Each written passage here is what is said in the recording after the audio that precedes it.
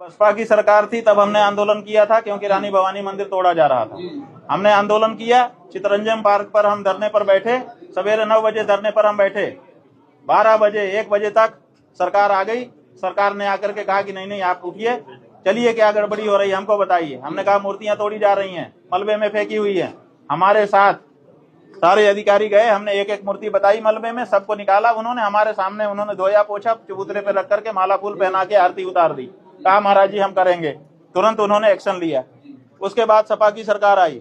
सपा की सरकार में समय में आपने देखा कि गणेश जी का रथ बीच रास्ते रोक दिया गया था, सारा बनारस वहां पर इकट्ठा हुआ। हम भी उसमें गए कि भाई 2 दिन से भगवान सड़क पर खड़े हैं, हम कैसे छत के नीचे रहें। उसके बाद हमारे ऊपर नहीं, सब जनता के ऊपर बरसाई, जनता भाग गई।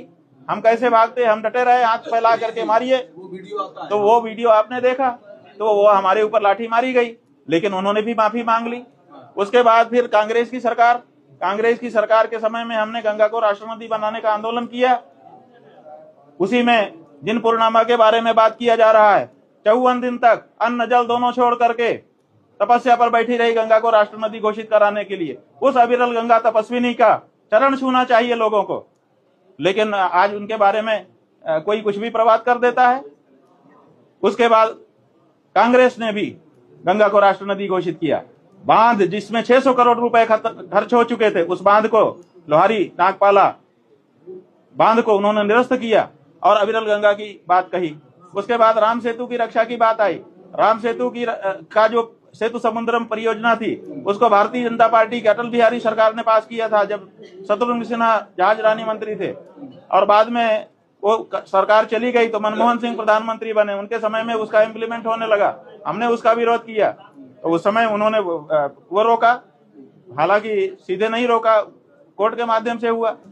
तो सब सरकारों में हमने आंदोलन किया है और सब सरकारों के सामने धर्म की बात रखी है, सबने सुनवाई की। ये पहली सरकार है। हमने कहा मंदिर मत तोड़ो, इन्होंने तोड़ दिया। हमने कहा गाय मत काटो, ये काटते ही जा रहे हैं, बल्कि हमारी आवाज को चुप करना चाहते हैं। हमने कहा कि अविरल निर्मल गंगा बहने दो, क्या किया? 16 नाले काशी में गिरते थे, आज भी 16 गिर रहे हैं। इतने 12 साल की इनकी सरकार हो गई थी, कहते थे कि गंगा ने हमको बुलाया है।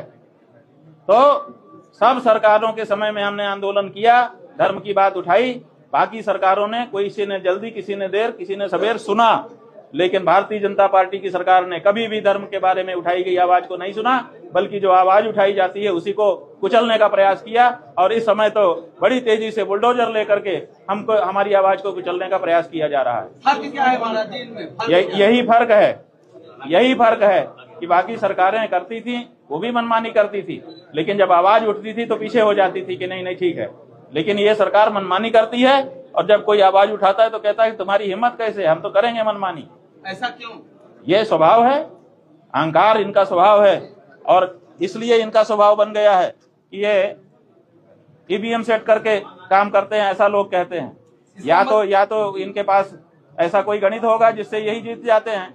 जनता विरोध में रहती है फिर भी जीत जाते हैं, इसलिए ये परवाह नहीं करते हैं किसी की। इसका मतलब महाराज जी आप तो हर सवाल के खिलाफ सवाल उठाते हैं।